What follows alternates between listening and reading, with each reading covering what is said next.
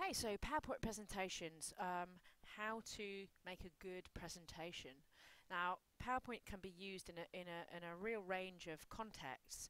You might find that your purpose of using a PowerPoint presentation is for some kind of workplace demand, or possibly for an interview. You might use PowerPoint to set out a series of instructions or help you convey instructions and information to somebody. You might use PowerPoint to present some information that can be used as a stimulus for discussion. So it might be a video, it might be an image, it might be some text or a question. And it might be something that you will have to use in conjunction with having to public speak. So obviously teachers do this all the time. You might again do it in the workplace. You might have to do a presentation at university or at college, and certainly on BTEC courses here at Basvik we use them as an alternative sometimes for written assessments. So there's a real broad spectrum of purposes to making a presentation. So how do we go about making a presentation?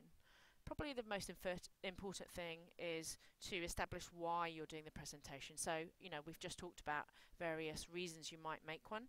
So be clear about what you're trying to achieve in doing your presentation. Who are your audience? This will have an effect on the sort of language you use, the sort of, the volume of images versus text that you use. So it's quite important to know who you're presenting to, if possible. Then you might go about gathering your information. Once you know sort of what you're going to do, gather the information to prepare you to be able to then put it all together in the right structure, having sorted out the limited content that you'll include in your presentation. It could be that you have a small amount of content in your presentation which then provokes you to be able to explain a lot more, but it might not be all the information you gather goes into your presentation. You have to be a bit selective. In simple speak, so the structure might go something like an introduction, then you have your main components of your presentation, and then you might have a conclusion slide. And you may know already that you can use all sorts of layouts for your slides, all sorts of designs. I'm just going to come out of the presentation mode and show you here. If we go to the home page, here's the layout button. So this is the sorts of slide templates that they provide for you already. So you can change the layout without too much trouble. You can obviously, through the home button, change the colours, although it's not showing me right now. Alright, there we can, so I can change the colours of the word. I can change the design of the whole presentation, where you can be quite creative. Change your fonts. Talk about fonts in a little while.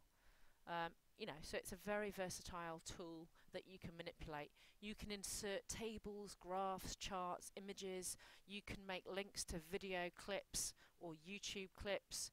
But it's worth thinking about on any slide how much word or text content you have versus images or space.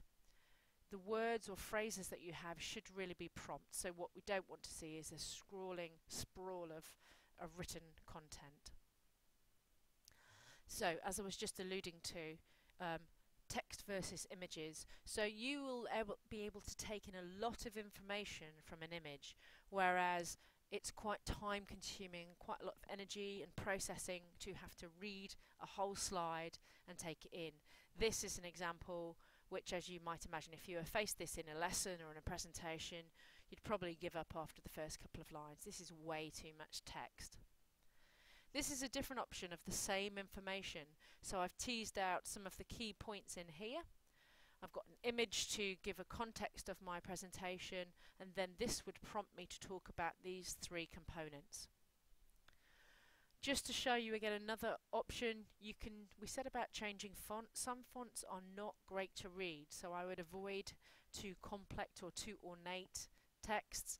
You can change the colour of text boxes to help you exaggerate certain key points or key phrases. So there's tools again to manipulate within a slide. You can, as we said, insert video. So I've used this word and I've added a hyperlink. And this, if I click on this word, it takes me to a YouTube video about anatomy, which is what we were just looking at. Similarly, I've imported an image here, and I've done the same thing. I've created a hyperlink to this picture, which would take me to, there we go. When you see this little hand symbol, then you know that there's a link behind it, and it takes me to the same YouTube video clip, which we don't really want to see now. And I'll just quickly come off this to show you. So if I right click that word and I say edit hyperlink, this is all I did. So I cut and paste the URL or the address of the YouTube clip that I want to put in. You can add a screen tip, so you can say this is an anatomy video, and you click OK, and basically then this word becomes the hyperlink. So when we're in the presentation mode, there's my clue, anatomy video, so I know if I click that, it will take me to the hyperlink source. Same concept with the picture. If I remove it, you would just click hyperlink, you would put your URL in there, you can add a screen tip of course, and then click OK, and it becomes a hyperlink. So hyperlinking is quite cool in presentations. Fonts. So beware, as I said, too ornate or too complicated or too visually demanding fonts. So Calibri is a favourite of mine at the moment. They've suggested that Arial's not quite so attractive. Courier is better for sort of formatting or numerical information. And this, I think this is Comic Sans, is not the best font to use if you're doing something very technical. So the font that you choose will give a message, and you just need to be mindful of that. But whatever you choose, limit your fonts to a couple. Don't overcomplicate them. So colour is obviously another really important factor in terms of your presentation. This actually, I like bright colours, but this suggests that that can be a bit overpowering. I guess what really is important is how much colour you use. If you use a lot of colours and they're all quite block and they're all quite bold and in your face, that's a bit overwhelming for an observer. So be very cautious about the sort of colours you use. And similarly with the fonts, pick a couple of colours and stick to them, because the consistent slide by slide formatting is much easier to process for anybody watching. So going on with our process then, we've looked at slides and how you manipulate the formatting of slides. You might then also want to think about, are you having any other materials to go with your presentation? So are there activities that people are going to do once they've looked at a certain slide? Are there any handouts that you're going to give out before or after? Are there any question papers or activity papers that you want people to do, you know, as part of your whole presentation? So think about the other materials that might go along with your presentation. It's quite likely and hopeful really that during or after your presentation you might be asked questions, and you need to anticipate that. So you need to be comfortable in responding to people's questions. If by any chance you don't know the answer, then do your best to answer it and then say, unfortunately, I don't know that, but we can try and find out. You know, it's not a problem. Rehearsal. The more you do presentations, the more comfortable you'll get into public speaking or using the presentations to prompt you speaking. But when you're learning, or when you don't do them very often, it's really valuable to rehearse.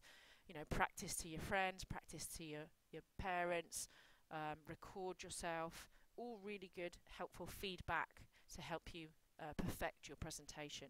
Time yourself, because what you think might last for 10 minutes, you might just get through in 2. And if you've got to do something of a certain length of time, then you're going to come up against a problem. When you're presenting, and even using PowerPoint, where you are, how you stand, what you say, all really matter. So verbal presentation, think about the volume of your speech, think about the technical language that you might use. Hopefully if you know your audience, you'll know what language is appropriate to them, and talk to them, not at them. So it can be interactive as a presentation. It depends on the sort of presentation you're doing, to be honest, but try not to sort of just talk at the people who are listening. When you're speaking, again, be mindful of the pace, be mindful of your intonation in your voice. So you're supposed to be sounding, I would have thought, motivated and interested in what you're talking about. And if you're really monotone and it's all the same there, then it probably isn't very interesting to listen to. Again, volume and pace of your speech. When you get nervous, quite often you get quiet and you get fast, and that's not the best combination. Non-verbal communication then. Eye contact with your audience, incredibly important. Your facial expressions say so much more than probably what is coming out of your mouth. So smiling, if it's appropriate, is really powerful. Think about how you stand. If you stand with your hands in your pockets because you're either unaware or you're embarrassed, again, it gives a massive message. And it might be relevant to move around, rather than just being stood on one point. Sometimes you can get the clickers that will control your presentation for you, and this is really helpful to give you a bit of freedom away from the keyboard. So, I would suggest you pause your video and have a look at these checklists of things to think about before you or during the process of creating a really effective presentation. So make sure you know the purpose, check the audience, gather your information, plan specifically how you're going to go about or what you're going to include on each slide, what the process is going to be. Make sure you've got any other materials you need. Make sure you practice. You're clear with what you're trying to achieve, and hopefully, the more you practice, all of these things will fall into place.